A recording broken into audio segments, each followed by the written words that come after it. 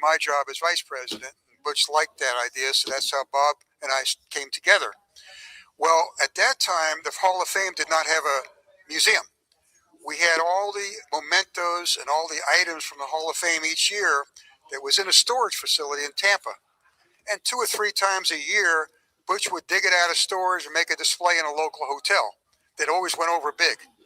One of the things I wanted to do when I took over was create an actual museum that was there every day and people could come in and see it.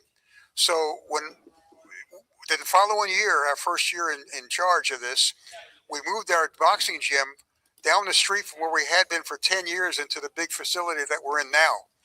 It was a facility that had 6,000, it's got 5,000 square feet of gym space and about 3,000 square feet of museum space. And we're in that building right now. For now, we just started our 6th year. We're in our 6th year of that. So in there, we set up the museum itself in 3 rooms. You walk into the central room, which is our audio-visual room. We have a TV that is tied into the Hall of Fame YouTube channel and the SJC YouTube channel. So whatever function we have going on, we're celebrating in the gym, we have the YouTube channel set up on that TV. People can go in and see it. Now, that's the white room, the neutral corner. If you go to the left, which is the first room we created, that's the blue corner. And that's to the right's the red corner. So what happened is like a boxing ring. You go into the neutral corner, you see the red corner, blue corner. You see the year 2009, the first year we started with all the plaques on the wall, the initial group picture, the fist cast. And then it goes all around to 2020 in room number 1. Room number 2, we have room 2, 2021. And right now we're up to 2026 so far. Besides the Hall of Fame and the fist casts and the plaques and everything we have hanging in there, we have the desk and computer, and we run a mentorship program with the Lee County School Board, which we started that. We're in our 6th year there also when we moved to the building. Our idea was to take problem kids who were having difficulty in school and bring those people in the gym in the afternoon, separate from the gym, from 12:30 to 2:30. We give them lunch, we give them mentoring, we give them gym training, and send them home with a snack. If they want to train also at night, they can come in at no charge and train with the regular gym at night. So we started that 6 years ago with 1 school as a trial with 3 students. We have now grown to actually, I think the figure is 292 students from 60 area schools with more than 50 high school graduates and 5 graduates of tech school. And these were, quote, by the school board, no hope kids. Well, some of them had plenty of hope. And a lot of them have graduated not only from school and from coming in as a mentorship program student in the daytime, but they form our amateur boxing team at night. And several have won state championships already in their first year as an amateur boxer. So it's just an ongoing project that we're so proud of, and it's great, and I'm just so happy about that. No, you guys are doing a great job. We're going to be talking tomorrow night. Let me just say one little thing. We have a situation where the shopping center was bought out a couple of years ago. The rents raised tremendously high. Most of the tenants had to leave. We were able to get 2 grants that kept us there this past year and this year, and I've got an option for 1 more year. So basically, we've got a year and a half left. Then we're going to be a situation where we have no place to go and no funds to stay. And I have a plan that I'm going to discuss at the dinner tomorrow night to see if there's any interested people. What I'm going to do is get a group of people to have our own gym. Build a 6,000 square foot gym, a 4,000 square foot museum, and have little shows in there. And being a nonprofit, all of the taxes and everything involved is a tax deduction by the group that gets it. And you put on commercial apartments, so to speak, or lease apartments to that building, and the lease apartments that we rent out commercially would pay the mortgage. That's the plan I got put together. We'll discuss it more tomorrow.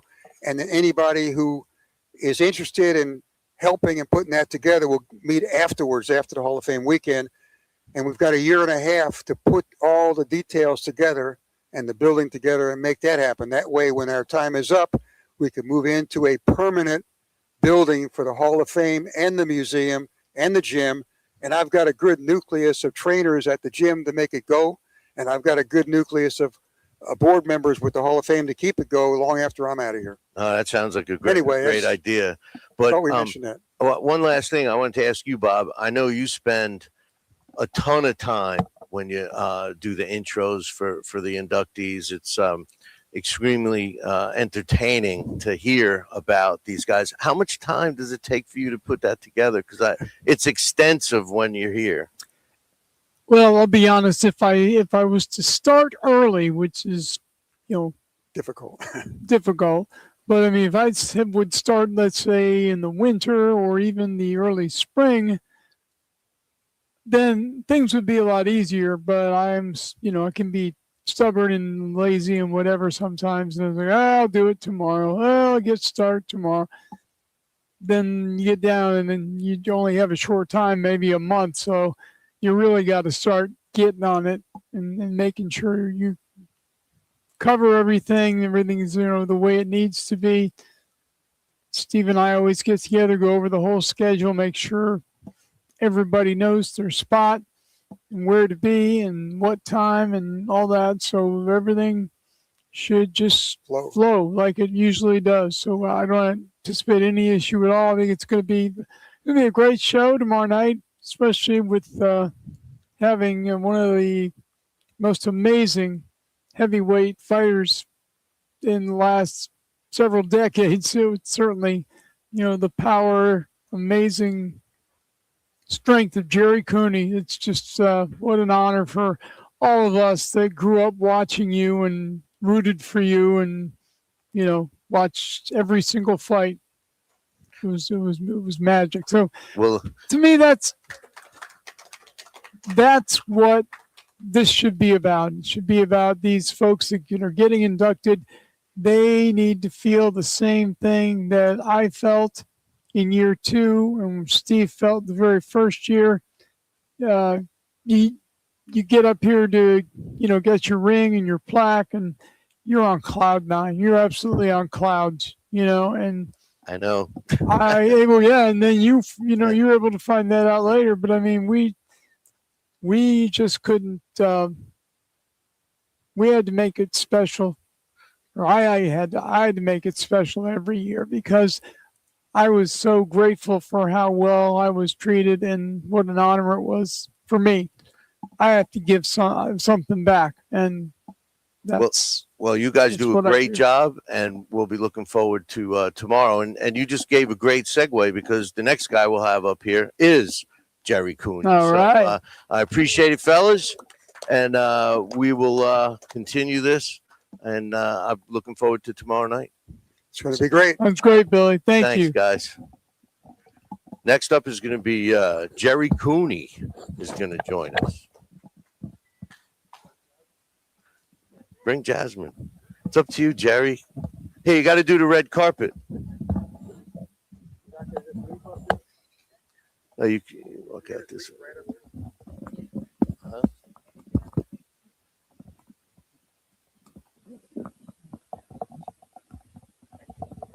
Oh, okay.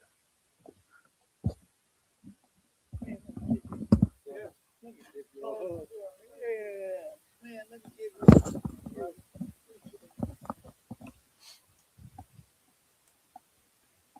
150.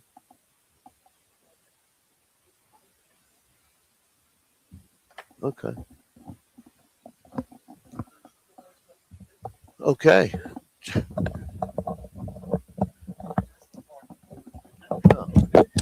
No, you twist. I didn't know you were, This might not fit me. Jasmine, thanks for joining us. WBA champion. WBA right? world champion. Yeah, tell us about that. Yes. So When I did you win won. that? I won the title back in March of 2025, and since then, I defended my title twice, and we're coming up on the 3rd world title defense next weekend. Oh, cool. Yeah. Cool. Who are you fighting? I'm fighting Natalie Delgado. She's my mandatory, and she's the interim world champion. She's from Panama, so this is a big thing for her because Panama has not seen a major world champion since Roberto Duran. So this is a huge fight for me, a huge fight for her, and it's gonna be a really good. What do you think? I know this is probably a biased question, but Do you think women's boxing is kind of becoming? Would you consider it in its peak? Oh, of course. I think it has a lot more growing to do, but of where it's came over the last, I'm going to say like 10 years, when I first started about 13, 14 years ago, women's boxing really wasn't of existence other than, we knew about Layla Ali, and those names, but for it to be on cable TV, it didn't exist. So to see it from when I first began to now, it's a huge difference.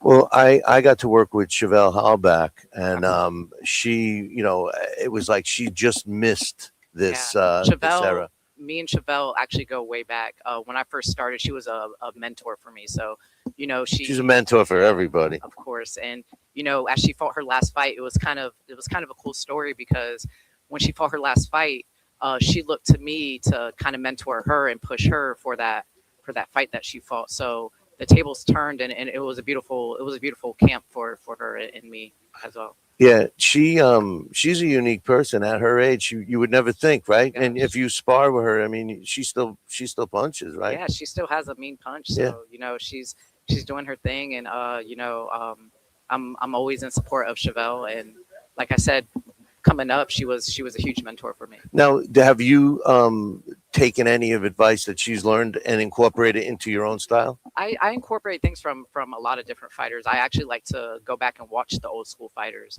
the ones that came before me, because everything's been done before. So there's a blueprint to win every fight. So I take a little things from different fighters. Let me ask you a question, which people talk to me all the time about with women's boxing. Do you feel it should be 3-minute rounds? Honestly, I feel like I like the 2-minute rounds just because I feel like it gives a quicker pace, and I feel like if you have punching power, as I have punching power, I can get the job done in 2 minutes. So I mean, I'm not opposed to 3 minutes, but I'm comfortable with the 2-minute rounds. One of the things I did like about the 2 minutes was it seemed like kind of what you just said. It just seemed like there was more action. It's exciting. It's exciting pace. You can't mess around. If you're going to win around. But there's been some argument about that, and some of the reasons some of the sanctioning bodies give, and a lot of times I get a 50-50 answer on that. But you're right. In a way, you're making more money with by the minute, right? Yeah, absolutely. It's just, to me, the pace makes all the difference in the excitement of the fight. And like I said, if you have punching power, you can get the job done. Now, how would you, if somebody never saw you fight before, how would you describe your own style? I would say I'm exciting. I'm gonna bring the excitement. I'm gonna bring the fight. I'm very versatile, so I'm just out there for action. But whatever gets the job done is how I'm going to fight. God bless me with athletic ability. So with that, I'm able to fight. I'm able to box you. I'm able to brawl you.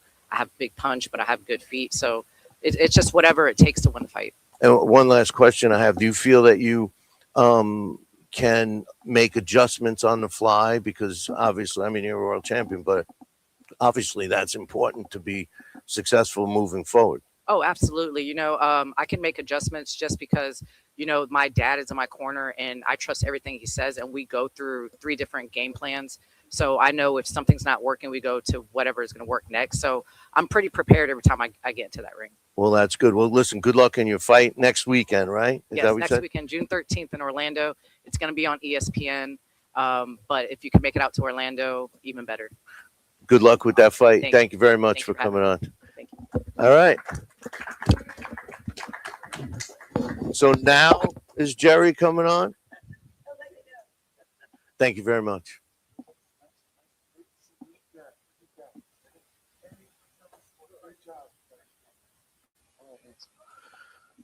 Okay, Gerry. Okay, Gerry. You're very shy. You're going to put the headset on? It's part of the headset. We're professional here.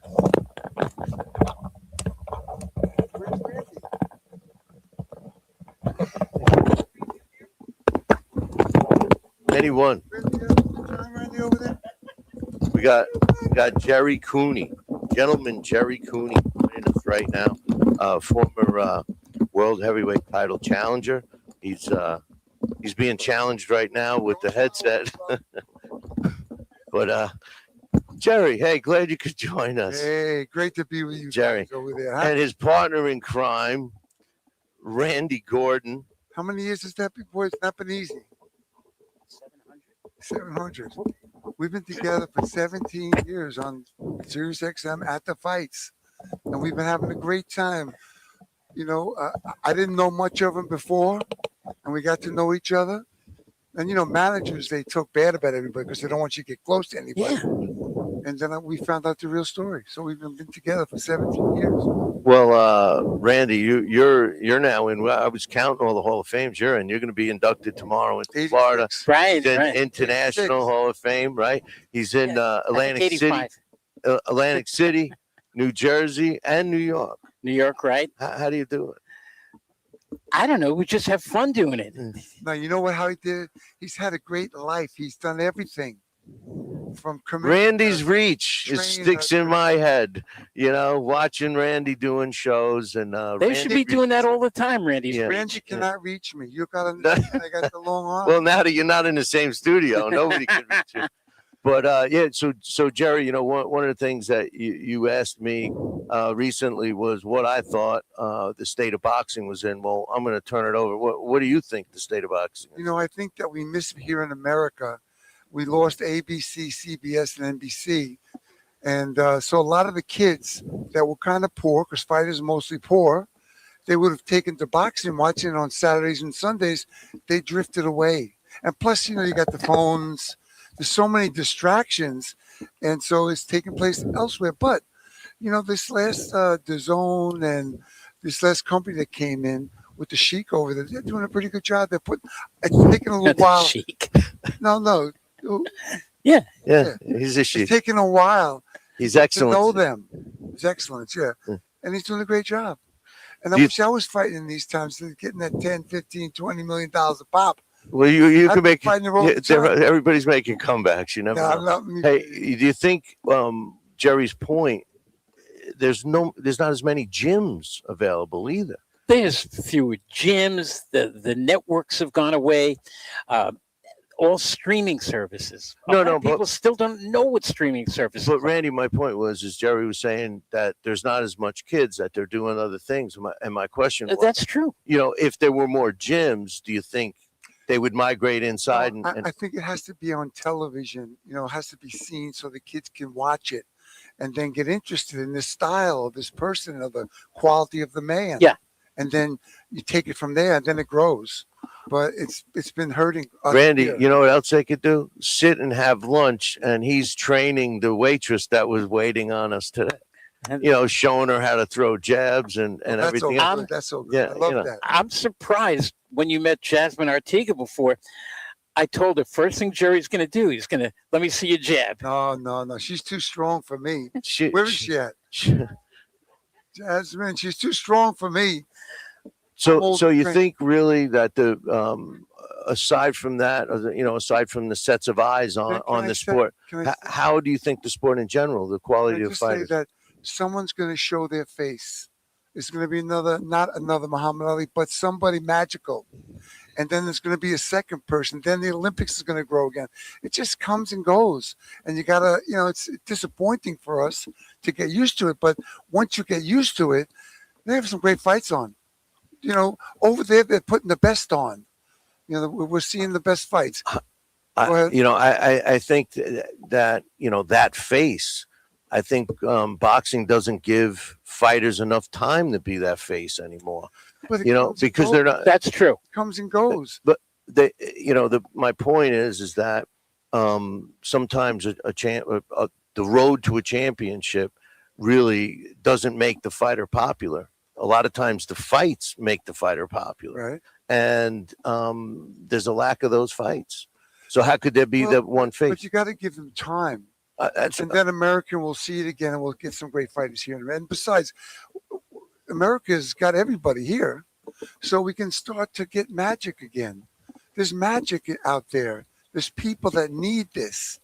And obviously the fans. Well, I think the best heavyweight in the world right now is that 21-year-old kid out of England, Moses Itauma. Unbelievable. I think the next year he's going to be the big name in boxing. He's got like bricks in both hands. That kid. Okay. Well, okay. Moses Atuma. I agree that he is the future of the heavyweight division. But what about where people are putting him right now? Where a guy that he's fought. You're rushing him. No. I'm talking about claiming how great he is now when really he's only fought 2 fighters. Dillian White. And that was kind of a fluky fight. First round. Yeah. And then the last fight against Franklin, who his only all his wins are against fighters with losing records. Listen, Billy, let me tell you something. He was hitting the guys not even solid and putting them out.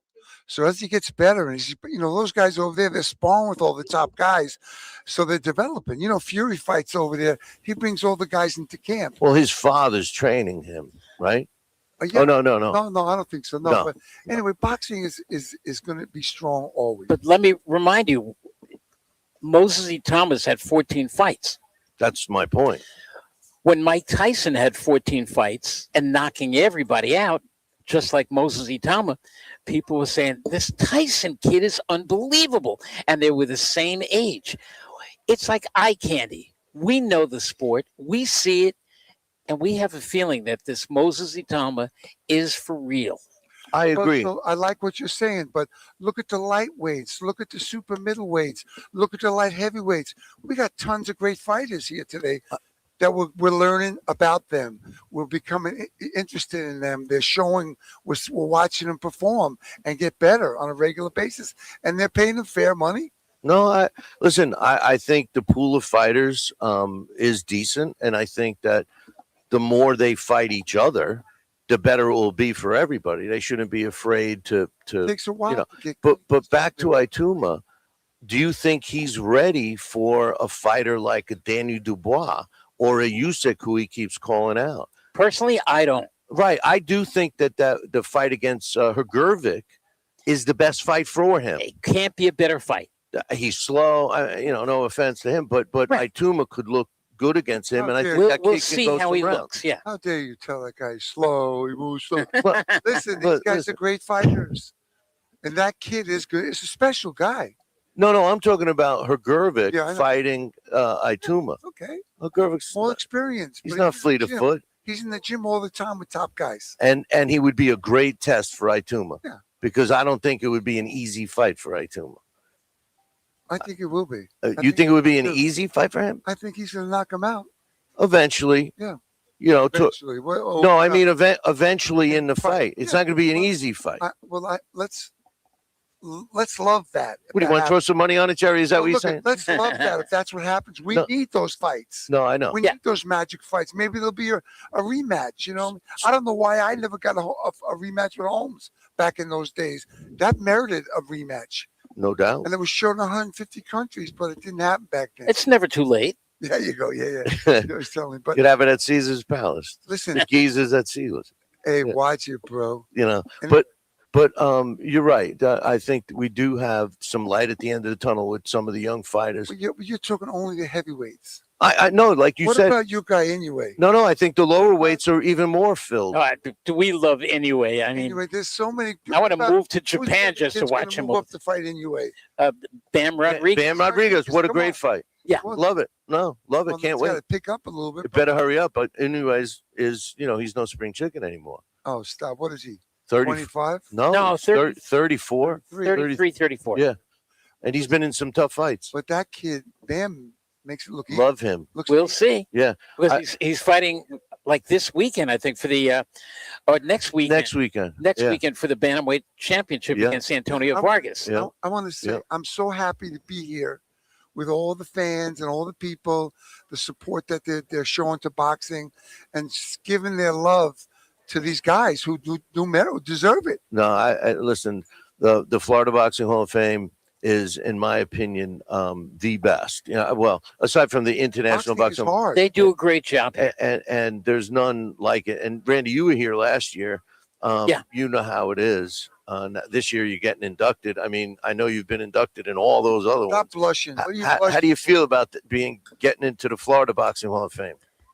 It's an honor, especially in a state where I have announced so many fights on the USA Network. Did Aaron Pryor's only loss. I announced it with a young, skinny Harold Letterman. I mean, I was ringside doing some commentary on the Aaron Pryor Alexis Aguayo fight back in 1982. This place is my other boxing home. Do you know what I got to put up with?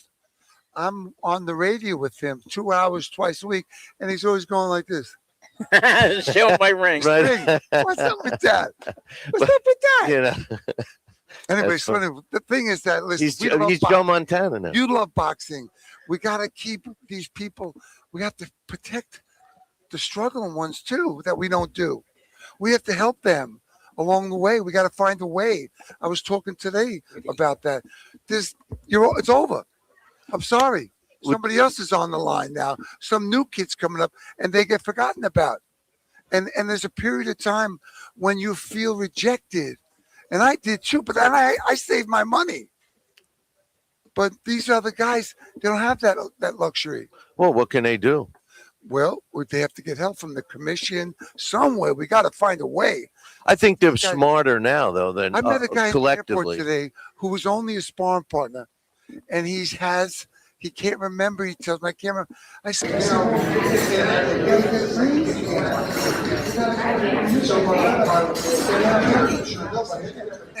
I'm helping this guy I just met today. Right. But how to manage himself to get going. We're not promised tomorrow. Nobody We're is. here today. Right. And it's great to be with you guys today. But there are people who struggle we need to address too. And the fights are very good. I like what I say to Sheik. You say no. What is he? Yeah, it's turkey a la Sheik. Yeah. But you always call him the Sheik. Yeah. Well, he's Hey, His Excellency. he could say His Excellency. anyway, he's doing a great thing. He All right. you know, as long as he That keeps it up. tighten up. As long as when he you get when you get the who's the guy from UFC? Dana White. Dana White. Well, you guys know how I feel gonna about fight. Zuffa boxing. You know, I personally think that, you know, that's going to be our answer for all these things you're saying you want. It's going to take 5 years, 4 years from now. Yeah, but I mean, when does the Probably, money yeah. stop rolling out? The millions and millions of dollars that they're giving out. Well, when that stops, yeah, the boxing stops, because they don't call it prize fighting for nothing. And I think as long as there's a steady stream of money to be made, they'll go to it. I love these guys. They got a young kid here right now who hasn't had any fights yet, but he's been training for a while. I get to work with him. I get to show him some of the skills that you need to not get hit. And he's a handsome kid. So we help each other. And we help each other. And I was talking when I was eating earlier about, I go in prisons and speak to the guys and talk to them about, you know, what are you going to do? You got to change. Are you trying to give me the hook? No. I'm It's a trying. beautiful thing. No. I got this guy in my corner.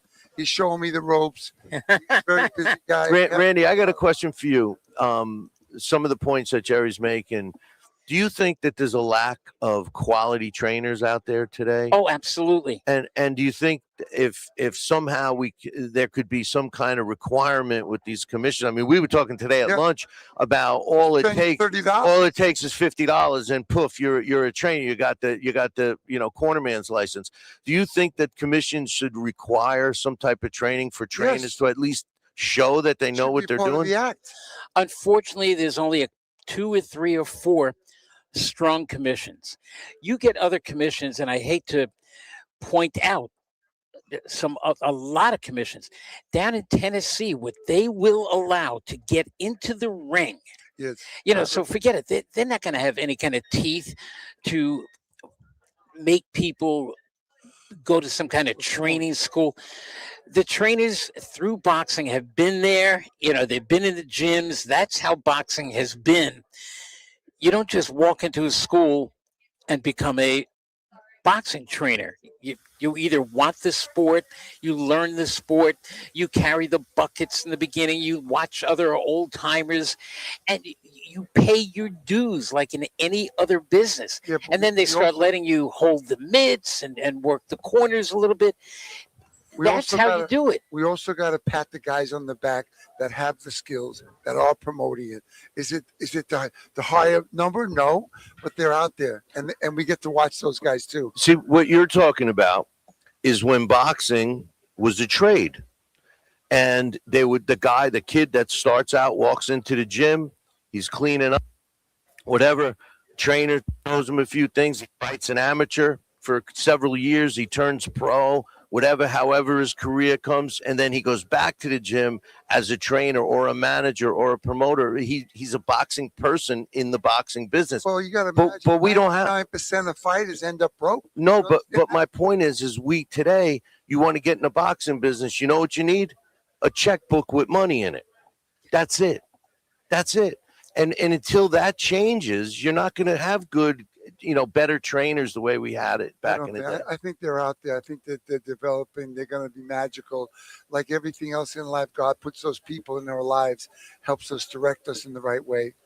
Well, I hope you're right. And I hope I'm right too. Yeah, no, I hope you're right. Love to see it happen. Me too. The sport needs it. I want you. That's what I want. I know. I want two of you, bro. It's just like we need it. We need the sport. And that's why I was telling you guys when I was on your show recently, why I think the UK carries boxing on their back. The United Kingdom, they love their boxing. Yeah, they support every week they got shows all over the UK. They're packing the places because it's on a lot of the TV networks over there. And they develop them. The fighters are active. They fight each other. They draw. Their fans don't bail on them if they lose. We used to have that here. You're proving my point. Yes. We got to have hope. But a lot of younger fans today bail on their fighter once they lose. Oh, he was exposed. How many times have you heard that? I don't know that. I don't believe that. I don't think you just quit on your guy because he lost the fight. I don't want you my fan anyway if you're going to be doing that. You know what I mean? It happens, brother. You got to have hope. It happens. Have you done that? Is that what you're trying to tell us? No, I stay with my guy. No. I'm talking about what I have seen. With people, they're very, very quick to say the word. He was exposed. But there's also fighters. They don't have that drive to take it past the endurance, the trouble. They don't have it. Not in this country. The ones you see have it are coming from more impoverished places. I mean, that's been the history of the sport. That's how we should be here. And I think in Gleason's gym, Duran, Leonard, you name it, they were all there. Right. On 30th Street and 8th Avenue, it shut down. Right. Now he's in Brooklyn. Brooklyn now. I'm so glad, but it's just out of the way. It's not the front stage anymore. Hey, the big fights are out there. I mean, next 2 weeks is going to be a big fight in New York at the Barclays Center. Xander Zayas is taking on Boots Ennis. I love that fight. It's a terrific match. Who do you like in that fight? I'm gonna go with Xander Zayas. Me too. I like Xander Zayas is bigger framed. I don't think Boots has fought a guy of his That's caliber, how I'm looking at it. And he's overpowered his level of opposition. And I don't see him doing that. A lot of reasons why. Know what you're talking about, right? Wait, you think Boots? A lot of reasons why he didn't. Nobody wanted to fight him because they didn't know how good he was. Who, Boots? Yeah. I don't know. Story, they ducked him, just like they do with everybody else. They duck him. Is that what he told you? No, he didn't tell me. I watch him. I'm a trained boxing analyst. I know what I'm talking about. He signed the waitress. We've taught him well. Yeah, it's good. So you're going to be you're a keynote speaker tomorrow. Yeah, I think. Yeah. Yeah, he's got to go work on it tonight. What are you going to talk about? You can give us a little hint. You're going to give us a little hint, bro. No hints. Talk about boxing and talk about the love I have for the sport. Good deal. And my life. It's a good deal. The struggles we go through and we get dropped and we got to get up and dust off our pants and move on.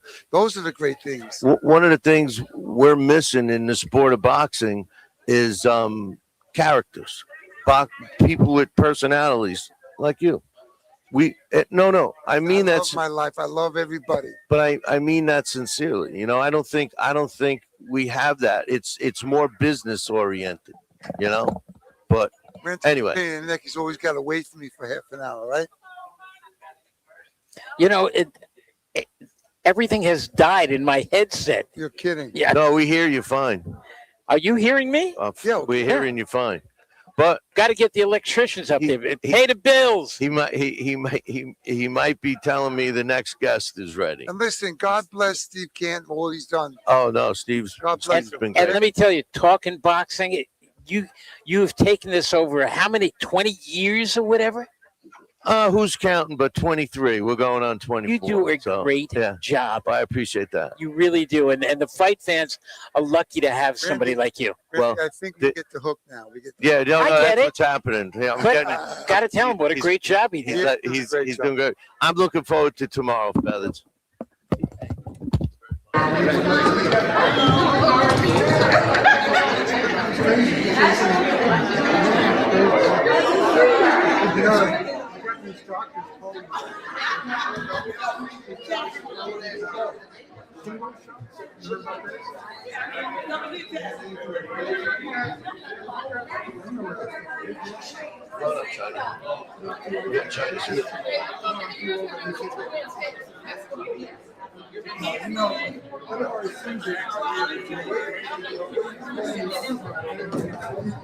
Mic drop.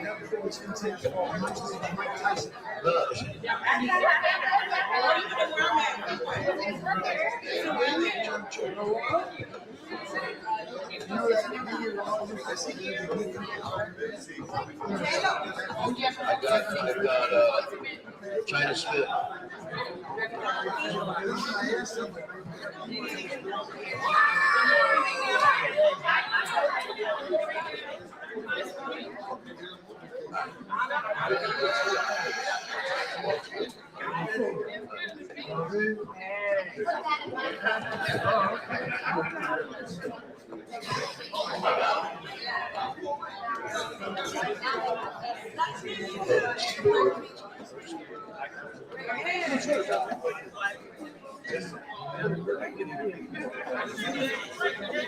No, you got it, just like that.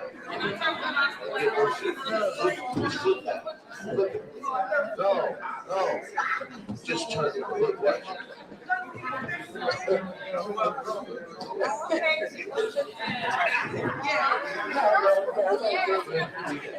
Joining us right now.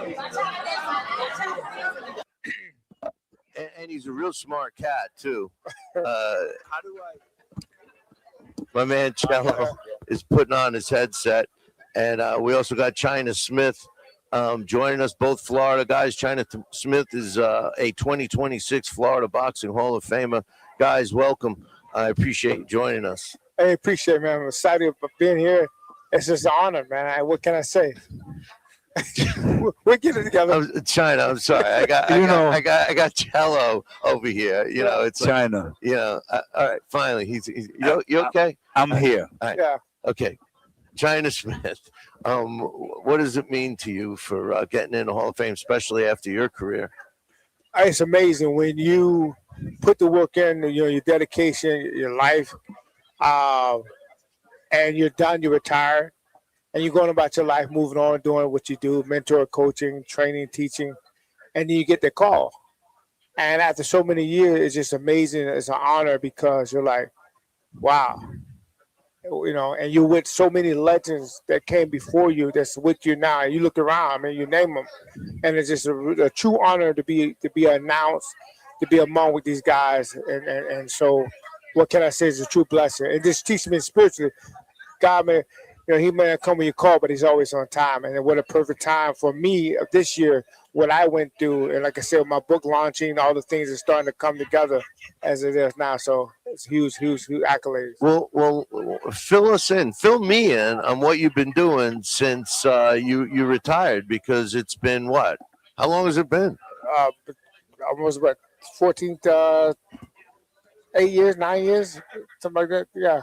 It's been a while. I think it's been longer than that. Probably a decade, yeah. It's 14, I 12 think it's years. been longer than that. Yeah, Well, I think. well, I was retired 6.5. I came back. I came, Oh, okay, yeah, you Okay. did. yeah. You I did. came back and fought a few fights. And then I went and retired because the last fight, Right. didn't go to what I wanted. But I knew it was something bigger. I knew it was a bigger call. So I've been, coaching, teaching. Now I'm a life coach, a mentor, motivating speaking, where I can take my life experience and I use spiritually what I've been through and teach people, either have an opportunity to look at the cup half full or half empty. It's your choice. So once you're able to change the mindset of what you're going through, not that you're not going to go through it, just give you a better outlook, a better understanding how to overcome certain situations. It's like people say, man, I'm having a bad day. Well, it's 24 hours in a 24 hours a day. Are you having a bad day or are you having a bad moment? And once you look at it again from a different perspective, I'm having a bad 20 minutes, 30 minutes. Don't allow 30 minutes, an hour ruin your whole day. So I just learned through boxing or just life in general to look at things not really that bad. It's not. It's bad or could be bad, but it could always be a lot worse. The fact that I woke up this morning, the fact that I'm still here, praise God, man. It's another fighting champ. And the fighters that's in me, the champions in me, will allow me to overcome any and all things I'm going through. Cello, you know a little about that, overcoming some negativity and downs in life and climbing up. Tell us about that. I mean, I agree with him 100%. And just to make it clear, I fought under China Smith's undercard and Michael Goldrush that are being inducted at the moment. And we were just talking about that for a while now. It's a blessing that I was inducted in 2024, and I'm a board member for the Florida Boxing Hall of Fame, and I have the honor and the privilege to induct two human beings that I looked up to in the Tampa Bay area when it came to Florida boxing, to be here at this moment, even to be next to China Smith, to acknowledge him and appreciate him for what he's done in the sport of boxing, and for me to say, hey, I fought under China Smith. I fought under Michael Goldrush. That's a blessing to me, because if you mentioned China Smith, you mentioned Michael Goldrush, and you didn't know who they were, then you didn't know boxing in the Tampa Bay area. 100%. Two Florida guys. Right? Yeah, I mean, that's just how I feel. And overcoming and everything that he spoke about is just what you believe in. Well, I know firsthand how China's community embraced him and how much they loved him. And does that put added pressure on you? And I know you have a strong fan base too, but does that put added pressure on during fight time? Well, for me, it didn't, because once I'm in that zone, I don't see anybody. I'm locked in. But I will tell you that fight that we experienced together, I didn't realize how much pressure I had. I didn't realize what I tried to accomplish, and I did to a certain degree, because I was really trying to build a community and still trying to build a community, put the fights with other people. And then once I had to let go, certain things got a lot of hand that I didn't have the time or could take interest in. But again, even with that, the mission was completed. What I said I could do, I had done before. Yeah. I know you've been in pressure situations, man, Joe, and you've turned it around all of you. At the end of the day, everything that I've done to the positive is what I try to tell people. For me, I don't care what everybody else is dealing with negativity, because I don't have control of what the negativity is. I have control of what my negativity is in order for me to continue to be positive. And that's how I continue to grow in life. And but as I sit here at this moment, it's not about that. It's about this man right here. This is, what I've done in my career, and if I compare it to China Smith, I'm humble enough to say he does so much in the sport of boxing. And for me to be part of this history in our perspective, even what you would see, what we went through, that's a blessing in its own. Because I fought under their undercard, Michael Goldrush. And then I did what I needed to do to become who I've become in boxing, right? But they paved the way. So let me ask you, we had Gerry Cooney in here before, and I was asking him and Randy Gordon about what their opinions were, what the state of the sport is right now. Now, you guys, are removed from the sport, but much sooner in time, more recently. What's your opinion on how it is? Do you see any differences from when you guys fought, or, pros, cons, or what's your thoughts? I do. I see a lot. Like what? I see that fighters pick and choose. Um, you have fighters that have strong promotion companies that are guiding them, but yet they don't want to fight who they need to fight. I could tell you, me and China Smith, and let me know if I'm wrong, but we didn't have a choice. We didn't have a choice. We had to fight whoever we had to fight with, and they were good or bad. It's just, and we can see because we spoke about that, and you've given me respect for it. It's what it is. I have Talkin, my trainer, he's around here somewhere, and he flat out told me, whoever we gotta fight. Because it's just what it was. So you think that it's changed that quick? I 100%, I believe so.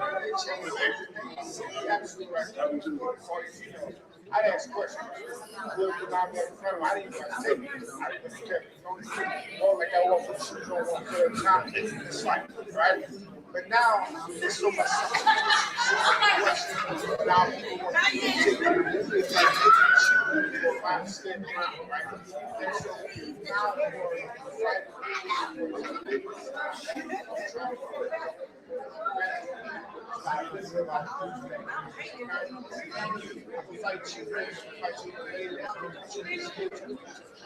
and now, since we know how things are, compared to that time day, so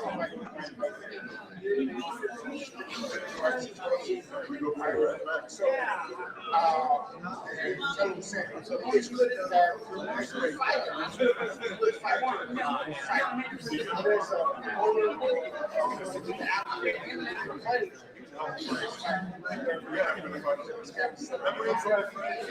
You mentioned something about social media. Do you think social media plays an important part in the promotion of fighters today? Well, a lot of them are self-promoted. Basically, promoters are promoting, the fighters promoting for themselves.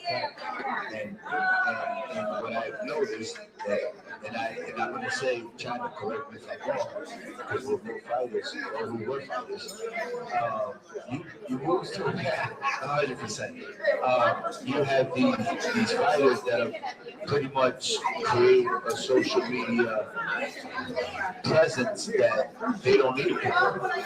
I mean, I can sit here and name fighters, but I'm not going to do that. But I'll name one. Brian, 100%. And he's great at what he's doing. So again, isn't it funny how we were just talking about it? China Smith, Michael Goldrush, Chelo, Alonzo, sold out. Every single time we fought locally in the Tampa Bay area. Would you agree or disagree? We didn't have social media. Can you imagine if we had social media, what us three would do? It's actually an interesting question, and the reason why is because a lot of fighters. I know Mark Allen Baker's here. He's going to be coming on, and he's in an area where, in my opinion, one of the last grassroots promoters still promotes. That's Jimmy Birchfield. And he's still going and selling tickets and making his money from asses in seats and his sponsors that come back, and you know about that. You know, I think boxing needs more of those promoters.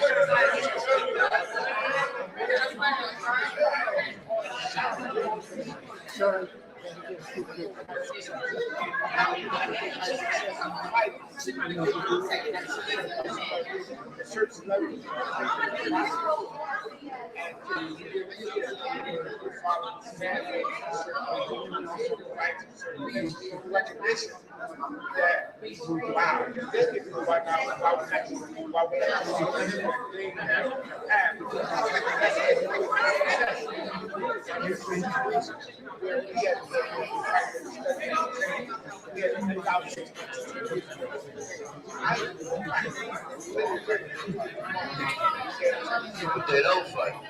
They're fighting less. They're fighting less. Correct. So I can again. I'm going to say it with China. When we fought, there was nothing really. We've talked about it when you interviewed me when I did the beginning of my career. The skinny version. Yeah, the skinny version. You gave me props because you looked at my record. You're a boxing historian. I fought whoever I had to fight. At the end of the day, I had no choice. I'm not going to fight him.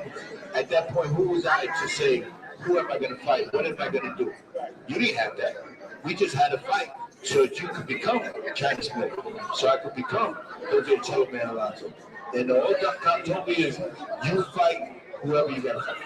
I didn't have no say-so. Now 4-round fight to dictate who they fight.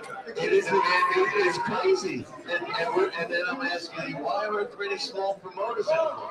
Because they can't afford to be.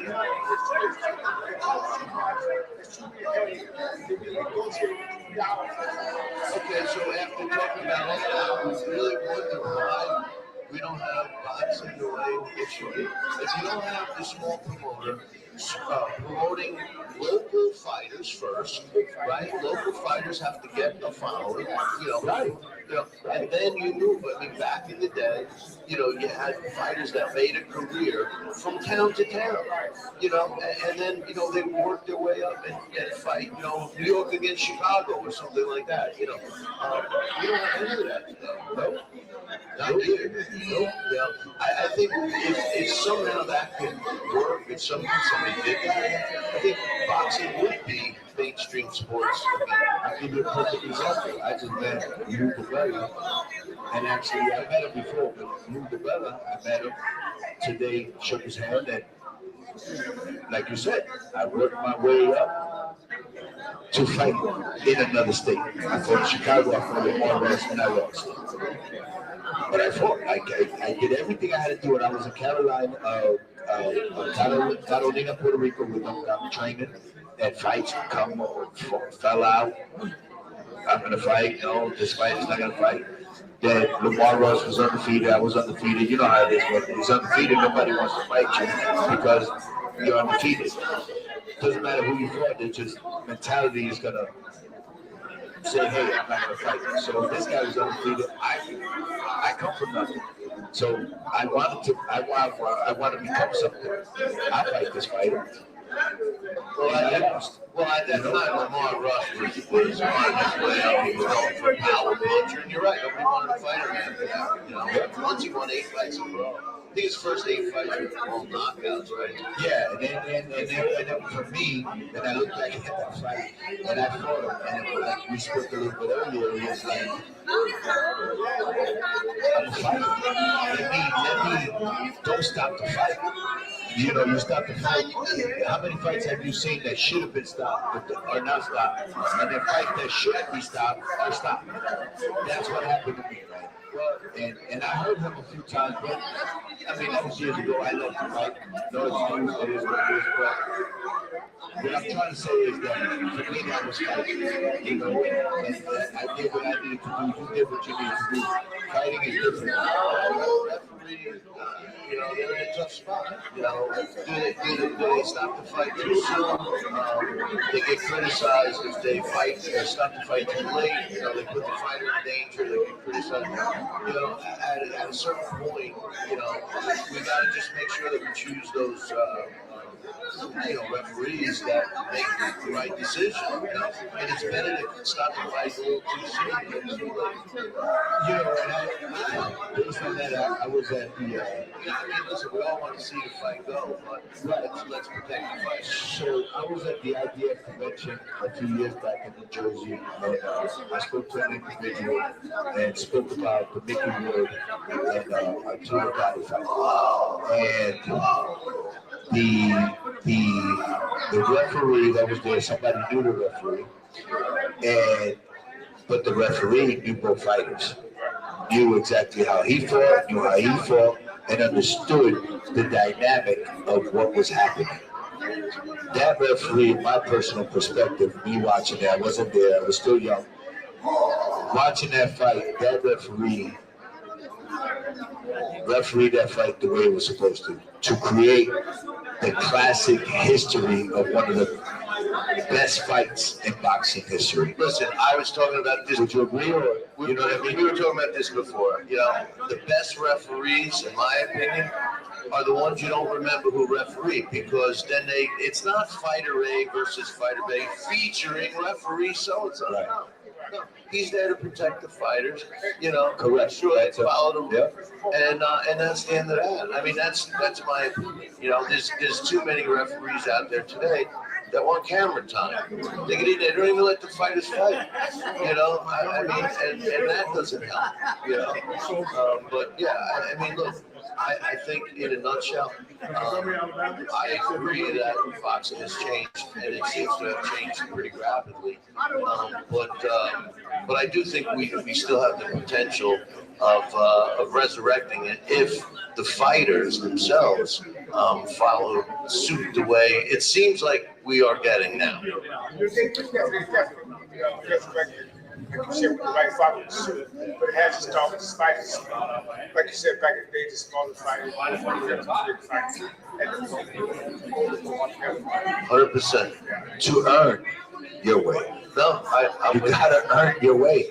Like, we can look at all these fighters that have accomplished so much, but correct me if I'm wrong, a lot of them, they earned their way. You understand what I'm saying? I mean, even though they fought, but now these days, the truth is the truth. People are gonna pick who they want to fight. it's hard for fighters to come with each other. These fighters That's what I'm saying. I'm not gonna do that. Listen, I don't want to do this, guy. all you got to do is look at the boxing lines. When you see fighter A versus fighter B, and you're laying $2,500 to win 100, and the other guy is plus 2,000. Correct. Who do you think's going to win? Correct. And that's the kind of fights we see these days. Yeah. We have been seeing some great matchups, and we got like we were talking to Gerry and Randy before. We got some good fights coming up. Next weekend is a good fight. Bam Rodriguez fighting, and then several good fights down the road. We just saw a great heavyweight fight. So I mean, they are out there. No, they're good. They're out there. It's just. It's the road to those fights. It's the road to those fights. You hit the nail on the head. There's no other way to say it's the road to those fights. So, well, fellas, I appreciate you coming on. I can't wait to watch you get inducted tomorrow, and you're gonna love it. Trust me, I lived it. Yeah. and I'm grateful that I'm gonna watch him get inducted, man.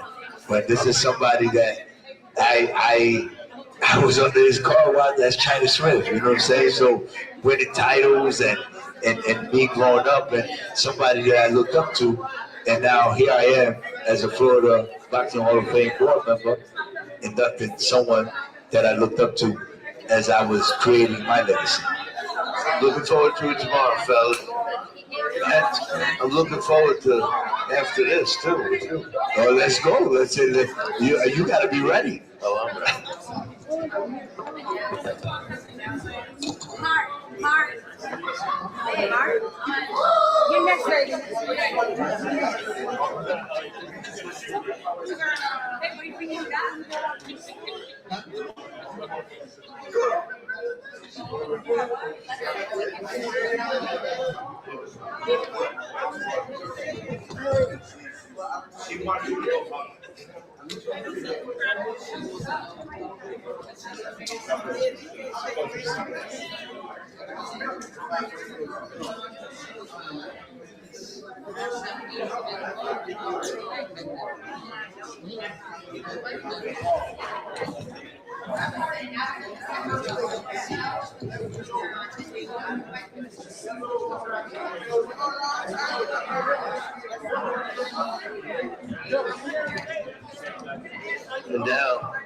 And now we're joined with Lou Dibella. Lou, first of all, congratulations, Florida Boxing Hall of Fame. Haven't seen you in a while. Thank you. I haven't been seen that much lately. Yeah, no. Well, let's talk about what's your thoughts. First of all, what's your thoughts on getting into the Florida Boxing Hall of Fame? I'm very, very honored. It's my 7th Hall of Fame, honestly. But I thought it was very important to be here, and I think that weekends like this, the way the sport is changing, are becoming more and more important. In the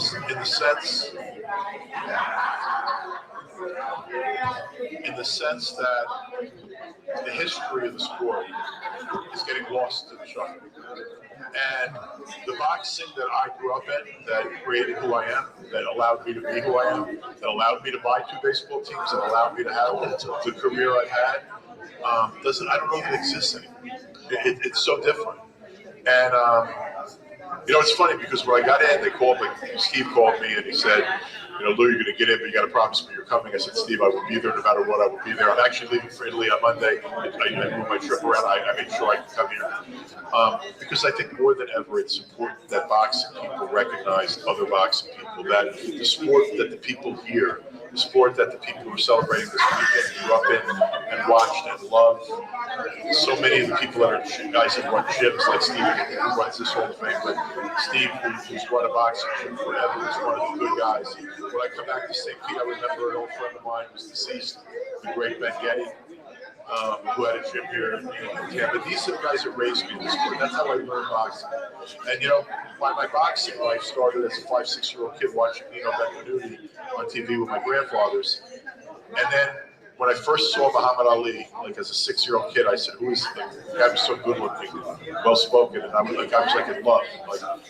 That was my first hero, and I picked the right hero. And I seriously did pick the right hero, and that really is what started my life in boxing. But the boxing we see today, man, I don't have the same love for it. I have the same love for a lot of the fighters, but a lot of the fighters don't have the same mentality of the guys I promoted and I was used to.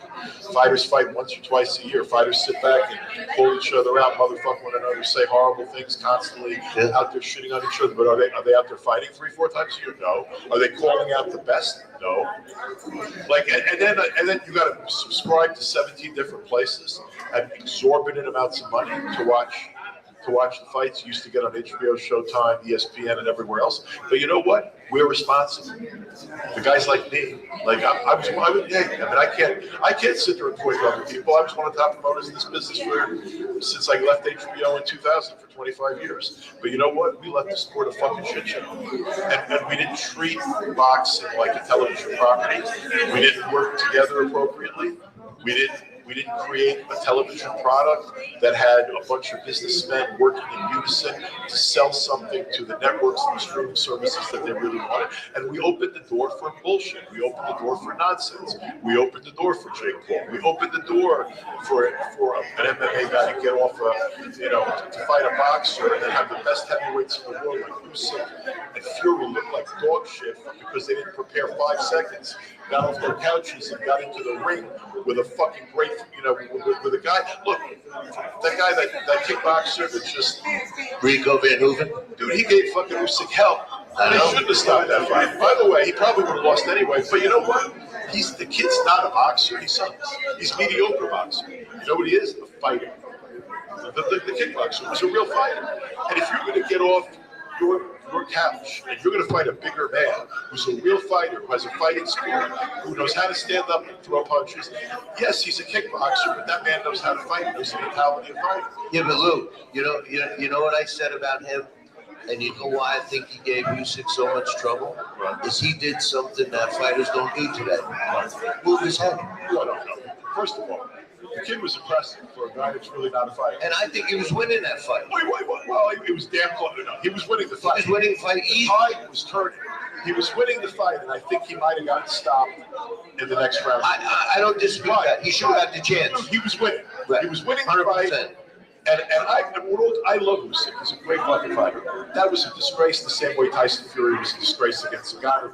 Neither one of them trained. Neither one of them took it seriously. They both took the Saudi Arabian money. I don't call anyone but Jesus Christ or God Almighty His Excellency. Sorry. No, I'm not calling anybody His Excellency. Listen, I'll leave this court before I start calling someone His Excellency. So you made a point, all right? And my question is, as far as promoters go, okay? You had to promote, just like I mentioned Jimmy Birdfield. You know, you guys actually promoted. The guys taking money from Turkey aren't promoting. They're just But the fighters are promoting themselves. There's social media. Who's the one? Who? How many of them? Ryan Garcia. Okay, that's one. And by the way, he deserves to make the money he's making because of that. As much as a mess as he's been at times. I actually love Ryan. I do. We don't talk right now because he got pissed off at me because when he went off the rails, I criticized him. But I really think he's a good kid. I think he's very talented. Very talented. But you know what? He does understand building a following is everything. Everything. You don't have to be loved. You have to have people care about you. If they hate you, it can be as powerful as them loving you for your ability to make money. A lot of people, back when people forget this, a lot of people hated Ali. Oh, people forget Mayweather. Probably more people hated Mayweather than loved him. I agree with that. Right? But you know what? They wanted to watch him. You know, they knew how damn good he was. And a lot of times they watched him to hope he was lose. He didn't lose because he was too good. 100%. If Nassim Hamed, I happen to love him. Other people hated him. But he made more money than Best ring entrance on the carpet. one of the greatest entertainers in the last 50 years of boxing. He was an entertainer. He got it. Other guys back when were social media influencers before there was social media. Right. Why do you think Rocky Graziano was a star? You know, there were a lot of guys who were stars for Hector Camacho, for being so colorful, for being characters. Boxing always had a lot of characters. It also always had a lot of bad guys too. I mean, there were good guys, there were bad guys. There were always, back when there were more good guys than bad guys. I'm not sure that's the case anymore. I probably would argue right now that there might be more bad guys than good guys. There are more good guys around the weekend like this because the people that are actually running gyms, that are running programs for kids, that are keeping kids away from drugs in the streets, those are the angels of boxing. The motherfuckers that run the business of boxing suck. They don't know they're not boxing people. No, they would argue they are. They're where the money is. There are people blowing them right now. There are people calling the guy that honestly do the research on Turkey Al Sheikh, and you see a lot of things you don't love. And by the way, it's not his fault. He sees an opening. He's a fan. He has more money than God. He's coming in because we left the sport of shambles, and it opened the door for him. And it opened the door for Dana White. What do you think? Dana White loves our sport. You think Dana White really understands our sport? But you know what, man? I'm not going to down Dana White. He's a good businessman. He's run UFC's a tremendous MMA promotion. The laws just changed because his best friend's sitting in the White House, and they laid out a red carpet that's longer than that red carpet on the floor right now. They laid out a red carpet for UFC that they're going to have an easy path to dominating boxing in this country. You know, right now, there's no boxing on HBO. I mean, man, it makes me cry that there's no boxing on HBO, no boxing on Showtime, no boxing. No real boxing.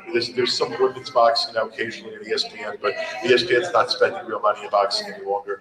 And it sort of breaks my heart because I ain't subscribing to the Zone. I don't give a shit about the fights anymore. And I'm not going to keep spending big money and then big money to subscribe to something that is for an average person expensive, and they still bang you for big events. And if you want to see like their best fights, you have to pay separately for those, and you're paying like $600-700 a year or some crazy number. But I mean, I don't even have to. Well, I one thing before we let you go, baseball. Yeah. Talk to me about that. Baseball's been my heroes when I was 5 6 7 8 10 years old were Muhammad Ali,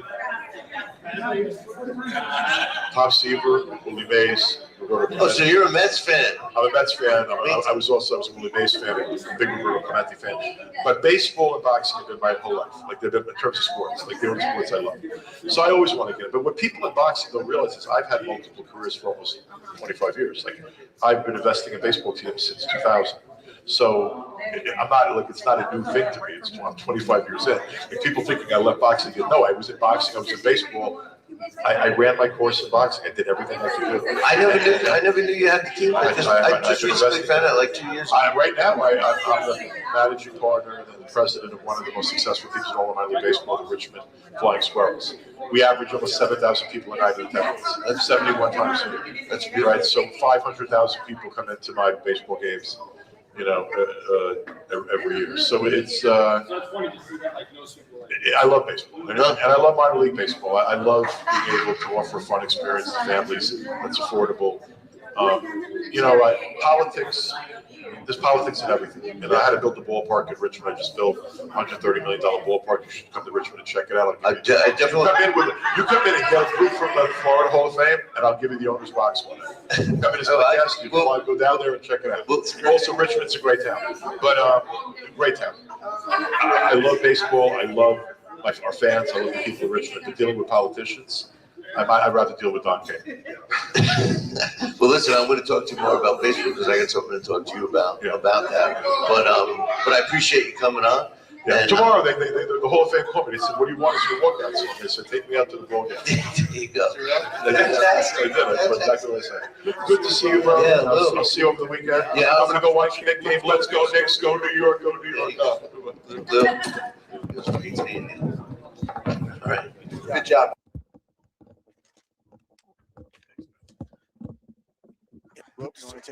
Well, joining me here right now is a great author, Mark Allen Baker. How you doing, Mark? Glad you can join me. You've written many books. I know my favorite so far is the Lou Ambers book, but you have a new one out. Tell us about that. Yeah, I've got a new excellent book for so many historians and fans. A book on the great promoter, great boxing manager, and great promoter and great Broadway producer, gentleman by the name of William A. Brady, who used to, believe it or not, and it's hard to believe, manage 2 undisputed heavyweights in the early days. The first being James J. Corbett and the second being Jim Jeffries. But we were talking about it earlier that so often boxing fans really want to get multiple perspectives. And this one's going to provide that, because when we look at figures like Ali, if I'm a big fan of Ali, I'm going to go back. I'm going to read Ferdy's book. I'm going to read Bundini's book. I'm going to go right down the list and Angelo's books, all of them, to get a better perspective of Muhammad Ali. William A. Brady paints a new picture for so many boxing fans of the early days of boxing, because he was there. He was at the guts of it. He tells you the psychological warfare that he was promoting with his fighters. I mean, he took Corbett to the top, and then he took Jeffries to the top, and it's just a fantastic introduction into the heavyweight scene in the early days. And then this gentleman goes from jumping from boxing all the way to Broadway, and he just dominates Broadway during the times of Ziegfeld and David Belasco and all these great theatrical greats.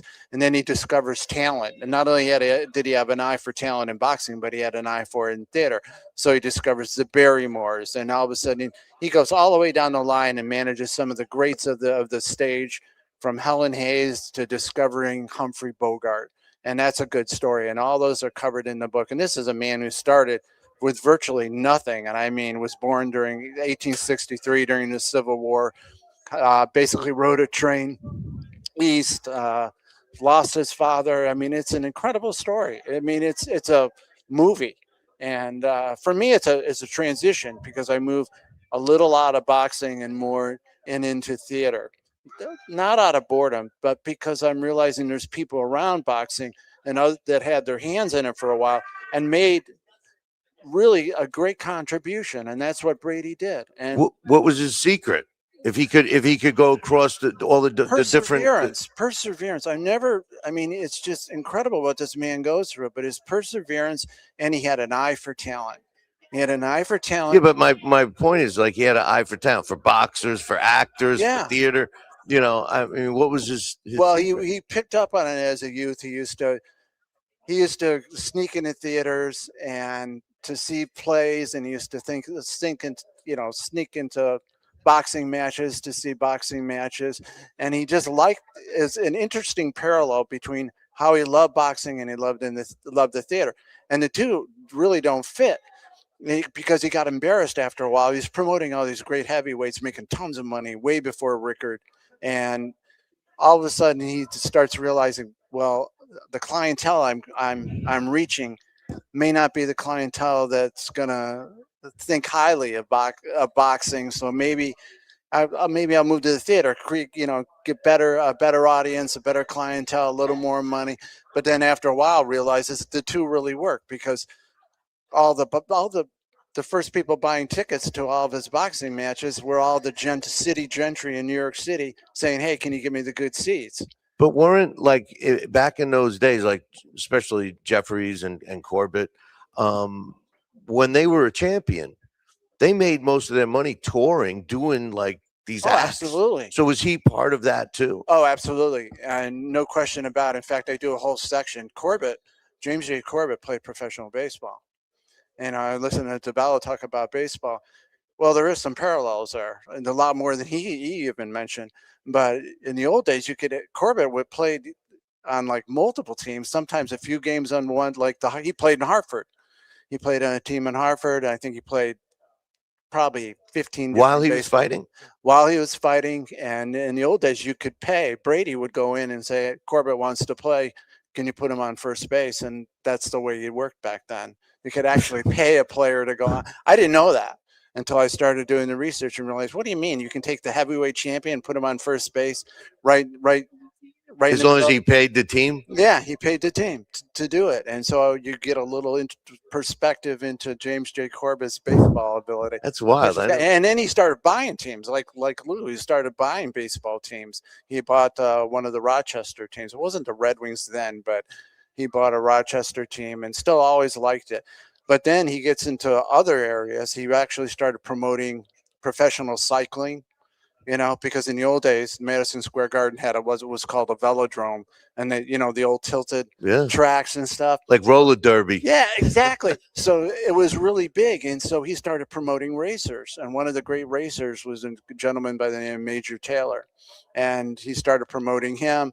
And then he started promoting other figures in other areas, including when they first landed on, a lot of explorers, for example. I won't go into too much detail. And wrestlers. He started promoting some wrestlers too. But it's an interesting book. And I had so much fun writing it. And it was a little bit of a movement to a different market for me, sort of. But I had the boxing confidence, obviously. And I knew enough about the early days of boxing to really get into Brady and see what he could add to it. And I found perspectives like you wouldn't believe on how he psyched out Fitzsimmons with Jeffries. And I get into so much detail that I've never seen covered in any books. No. So that's my new one, but that just follows the Jack Dillon book, which that was cool too. What's the total count to this book? Over 30 books, and on boxing, I think 12 or 14 on boxing, but I don't know how you do it. 30 books, and they're always so good too. Well, thank you very much. You happen to appreciate it, and you've got a lot of.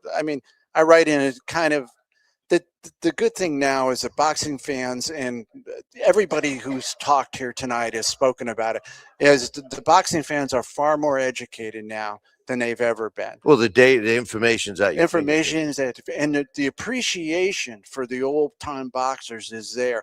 That's why naturally bad guys, and Dibella hit his point right on the head. If you look bestsellers in boxing, and Amazon charts every boxing book there is. So if you look at the top 10, it's the bad guys. Right. It's Tyson or it's Ali. It's the controversial figures, but characters that sell books. But the good thing is, as you go down the chart a little bit further, all of a sudden you start picking up names like, Henry Armstrong or Leo Houck, or names that have drifted in and fallen between the cracks. Or one of mine that pops up, or like an Ambers, or naturally Willie Pep's going to pop up every once in a while, but it's the figure. I like the figures no one's heard about but are great stories. No, I'm with you. How can we get your book? Amazon.com, BarnesandNoble.com has all those, all my books, and It's been so much fun, and I love the sport, and I love everybody around it, and I can't think it's such an honor being here. Well, with all these people, congratulations. all the volunteers, Congratulations Thank for you your very much. induction. I look forward to it tomorrow. And thanks for coming on. Thank you, Billy. Thank you very much. All right, my man.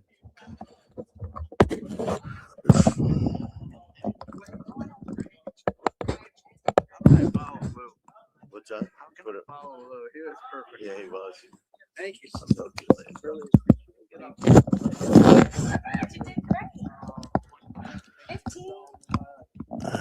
go. Okay, we're gonna be quick. All right. I finally made it. Okay.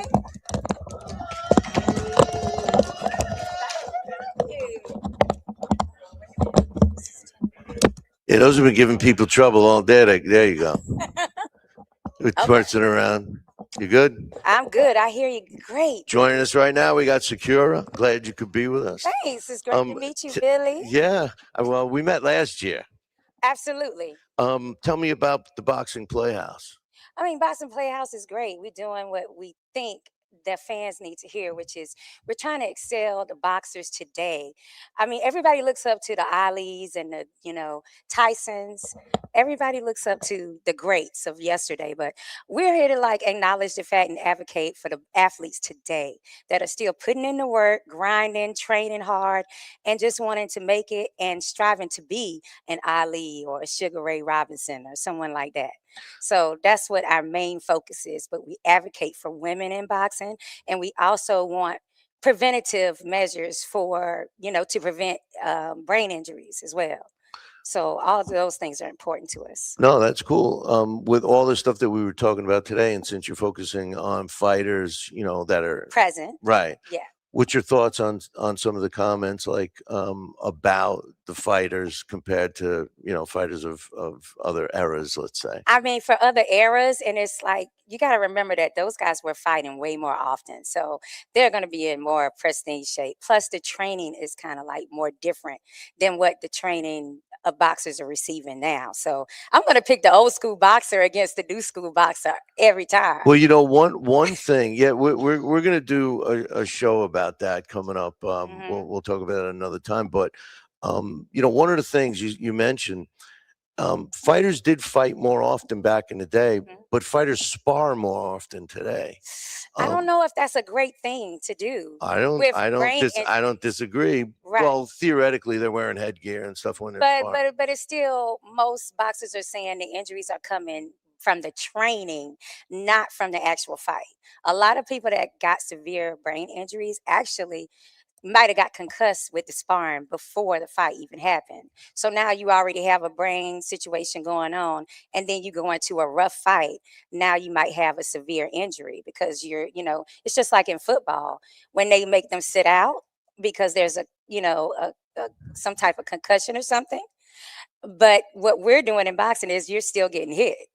So if you've gotten really, some severe, I mean, like DC, for instance, they're known for some rough sparring. Well, Philly's known for some rough sparring too. But yeah. But if you're sparring and you're a fighter and you're in there sparring and you're getting beat up so bad that you're concussed, maybe one of two things should happen. Maybe maybe you should stop fighting. Okay. And maybe you should get a better trainer because a trainer will teach you to avoid those shots. Correct. The defense is a lot of time what's missing today.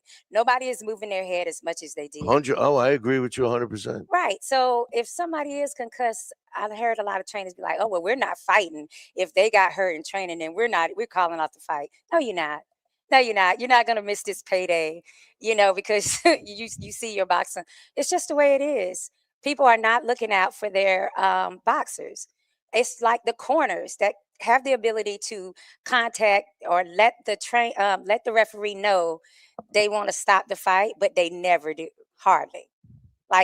And then what happened to Breland, Coach Breland, when he stopped the fight for Wilder versus Fury too, he got fired for stopping it. So it's a culture that we have in this sport of not wanting to stop a fight if the boxer doesn't want, they want to go out on their shield, obviously.